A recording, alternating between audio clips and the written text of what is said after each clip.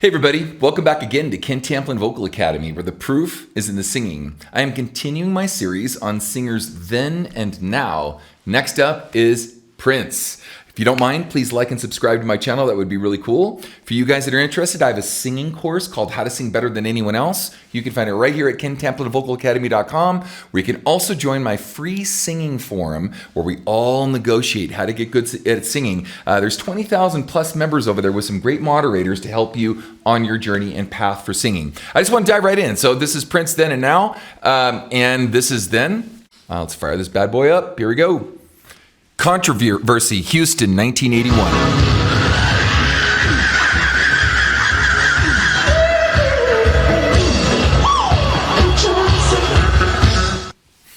Controversy, Antwerp, 2010.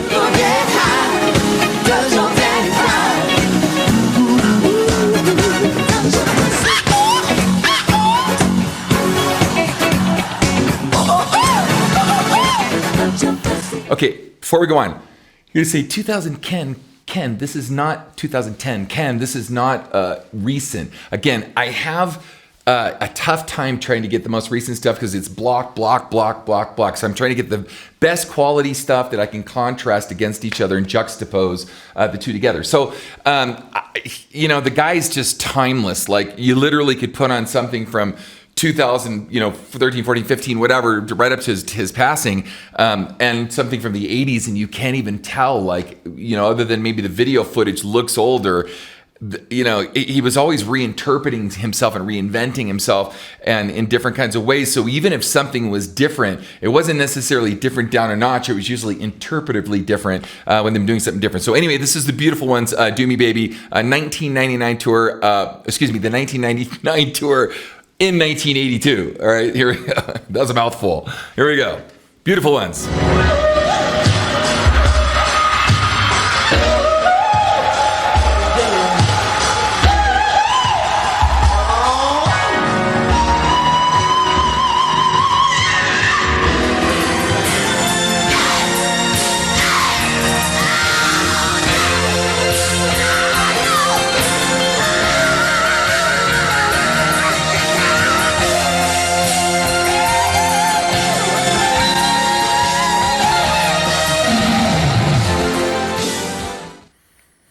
Lopez Tonight, 2011. The beautiful ones.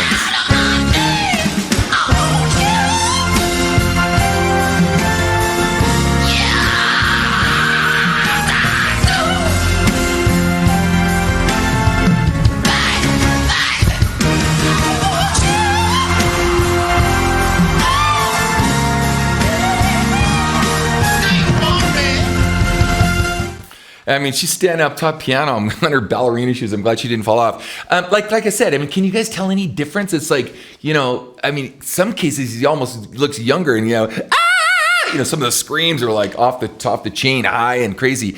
He did a lot of that. As far as the actual singing, like, Little Red Corvette or Raspberry Beret or, any of the songs that we've come to know and love from his commercial thing, a lot of times he was really intense in his falsetto register and his upper head voice register. And so there's a lot of that, and he did a lot of that live. And then he let background singers do like a lot of the melodic work for him, so he could just do kind of gospel stabs and stuff like that. But this is Kiss Paradise Tour 1986.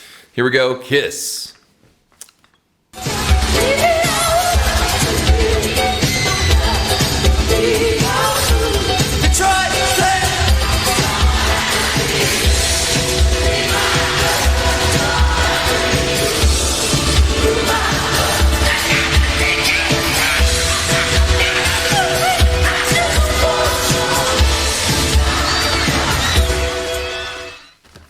Kiss, Welcome to America Tour, 2011.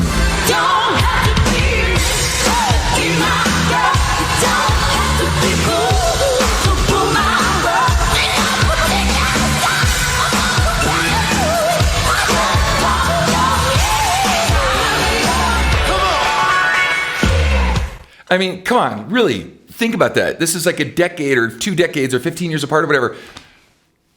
Can you tell a difference even that much? He kind of looks younger in his older years. Like, I don't know, man. You didn't, and I know he actually took like things, when he went on stage, I knew he had a lot of nervous issues and a lot of anxiety and a lot of stage fright stuff. But nonetheless, man, wow, crazy. So this is what we're calling Prince's softer side, if you want to call it that. But all right, let's do this. Here we go. Most Beautiful Girl in the World, 1995, The Gold Experience.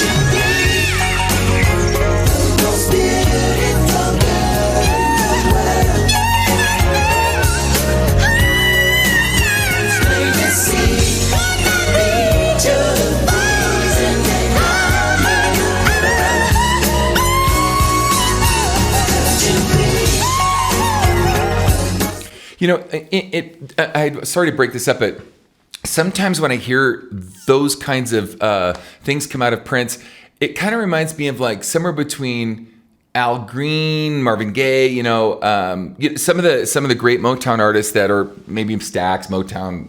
I call it Motown as in that era, not necessarily the label. I get corrected for that all the time for the truists out there. But anyway, so it has that really cool, but he sort of ratcheted it up a notch and took the Al Green sound and really just made it really intense. So anyway, this has Got a Broken Heart again. There's a misspelling on again on my thing here. But anyway, this is live at the Aladdin Las Vegas 2012. Here we go. And again, just...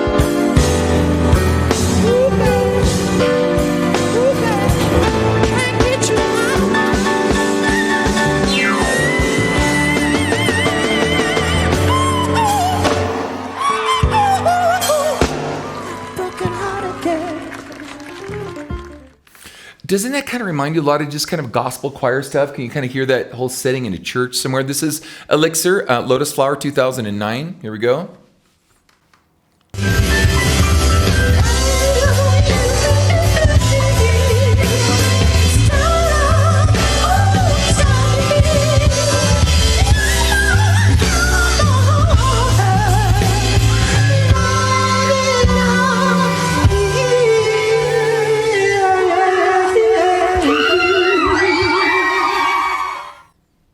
All right, now we're going to dive into a harder rock side of Prince here. This is Forever in My Life, Sign of the Times, 1987. Before we do this, though, so look at all the different dimensions that we just went through. We went through Kiss, we went through, some like Motown stuff. Kiss, some almost 40s kind of, whatever. We saw some of his lighter side, some gospel kind of stuff. And I mean, especially the songwriting. His singing is always kind of this head voicey falsetto stuff that we did do some singing. Not a lot, though. He always had like a lot of background singers doing it.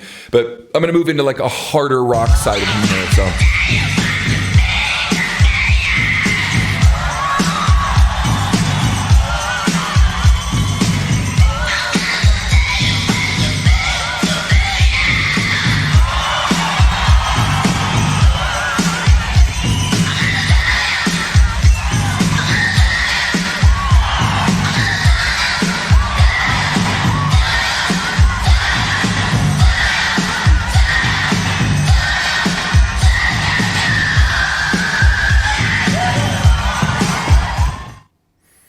Endorphin Machine. This is the Gold Experience 1994.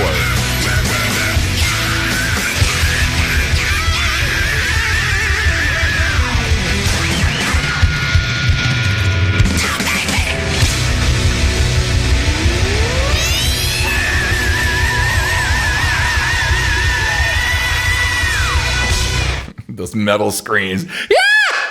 The other thing I was going to mention is great guitar player. I mean, he's a multi-instrumentalist. And, if you've seen some of the videos, the YouTube videos thrown around him shredding on guitar, a lot of people just thought him as a funk player. But the guy, was a hard rock guitar player also, did a lot of great hard rock stuff. This is called I Like It There. This is in Rotterdam, Ahoy, 2011. Here we go.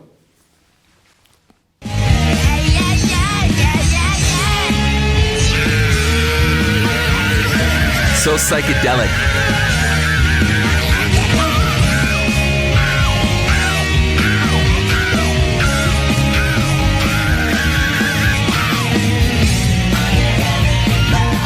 By the way, I'm doing these. These are not necessarily before and afters, but I wanted to showcase some of his dimensions and different, aspects and flavor that he brings to the table. So, even though, I know, a lot of the screaming is similar, he's just kind of belting a lot in the high register. A lot of good metal screams, too, by the way. The interesting things that he comes up with musically was pretty phenomenal. I mean, it was always something different and cool. And he pretty much always played all of his own instruments, and he chose to stay kind of lo-fi on a lot of his stuff. I think probably too to give a vintage flavor, because I know he had access to anything he wanted, and so I thought that was an interesting little side notes going on. So here we go. This is 1999, or Rave on to Droid Fantastic, 1999.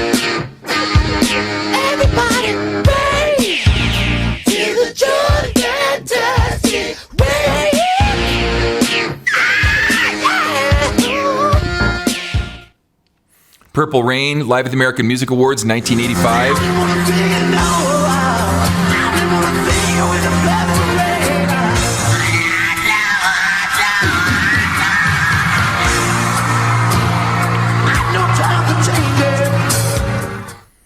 Purple Rain, live at the Staples Center, 2004.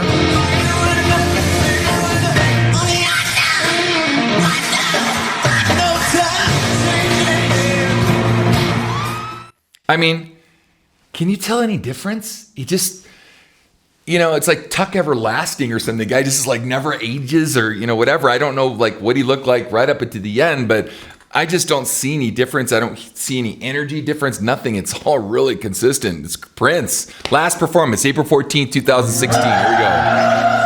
His last performance.